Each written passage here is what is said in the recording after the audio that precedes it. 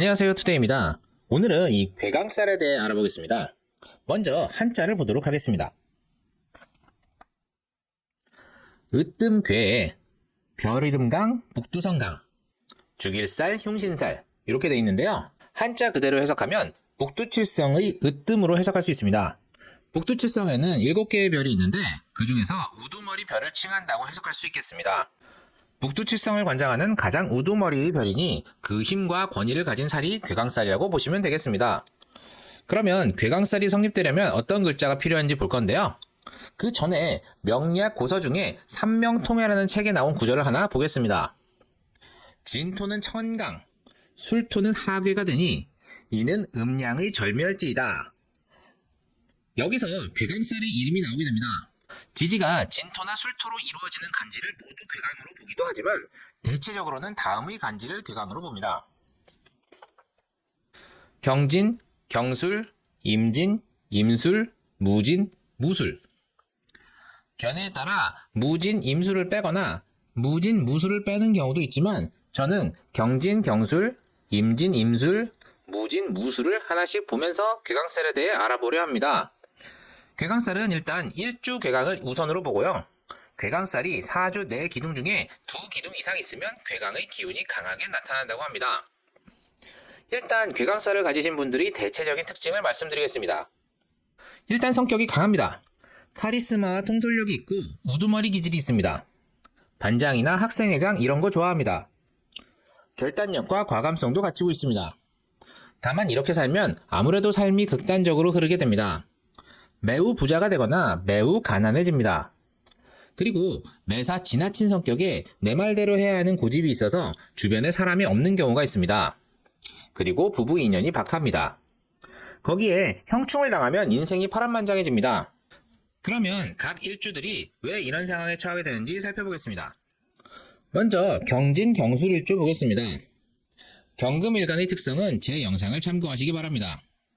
일단 경금이 매금당하고 있습니다. 경금은 흔히 도끼에 비유하는데요.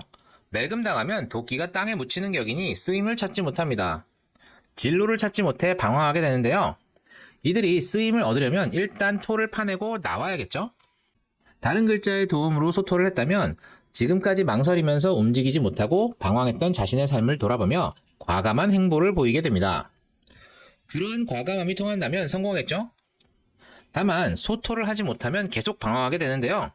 도끼가 쓰임을 찾지 못하고 여기저기 쓸데없이 도끼를 휘두르게 되면 인생이 꼬이게 됩니다. 주변의 사람들도 떠나가게 되겠죠. 여기에다가 형충을 당한다면 토의 기운이 짙어지니 경금의 헛고생은 더 심해집니다. 형충의 고난도 함께 가게 되니 더욱 그러합니다. 임진, 임술일주 보겠습니다. 임수일간의 특성은 제 강의 영상을 참고하시기 바랍니다. 수는 흐르는 특성을 가지고 있습니다. 임수는 그러한 특성을 대표적으로 나타나는데요. 아이디어 뱅크입니다.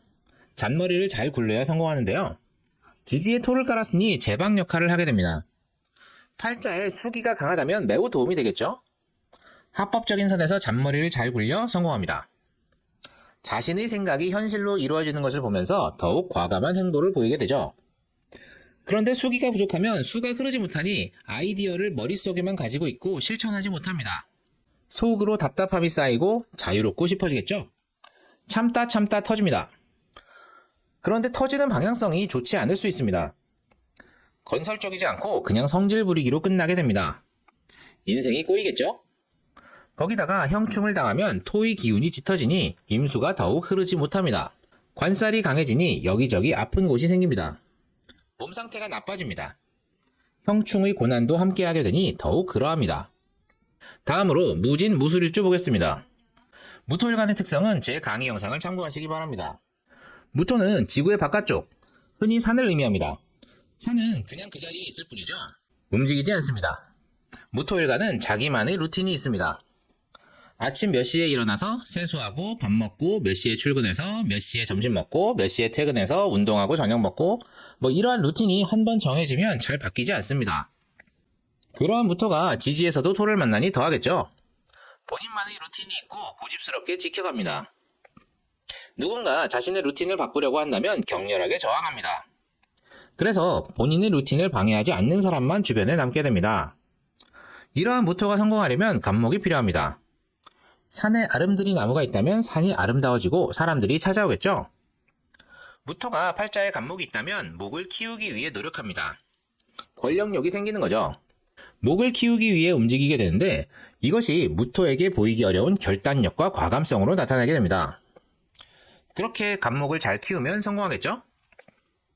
간목이 아닌 을목을 보게 되면 아무래도 스케일이 작아집니다. 을목을 잘 키우면 산에 풀과 꽃이 자라는 거니 나쁘진 않지만 노력 대비 효율이 떨어집니다.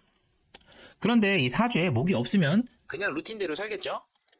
거기다가 형충을 맞으면 토의 기운이 짙어지니 아예 자신이 루틴으로 짜여진 공간에서 빠져나올 생각조차 하지 않을 겁니다. 형충의 괴로움을 피하기 위해서라도 말이죠. 마지막으로 괴강살 일주들을 살펴보면 모두 배우자 궁이 일간에게 도움이 되지 못합니다. 극복해야 될 대상이란 말이죠. 배우자가 나에게 도움이 되지 못하니 당연히 부부 인연이 박해지겠죠? 배우자가 고생하거나 내가 고생하게 됩니다. 다만 임진, 임술일주는 수기가 강화하면 배우자 궁이 도움이 되니 부부 인연이 괜찮을 수 있습니다. 오늘은 이 괴강살에 대해 알아보았습니다. 괴강살의 내용을 각 일간별로 하나씩 뜯어보았는데요. 이렇게 한 이유는 괴강살의 특징이 어떤 이유 때문에 생겨났는지 엿보기 위함입니다. 그냥 괴강살의 특징을 무턱대고 외우는 것보다 이해하고 넘어가신다면 다음에 응용하기 수월하겠죠. 그리고 신살 하나만 가지고 모든 것을 판단하시면 곤란합니다. 사주 전체를 보셔야 하고요. 신살보다는 오행이 우선임을 잊지 마셔야 합니다. 도움이 되셨나요? 도움이 되셨다면 구독과 좋아요, 알림 설정 꼭 부탁드립니다. 그럼 이만 마치도록 하겠습니다.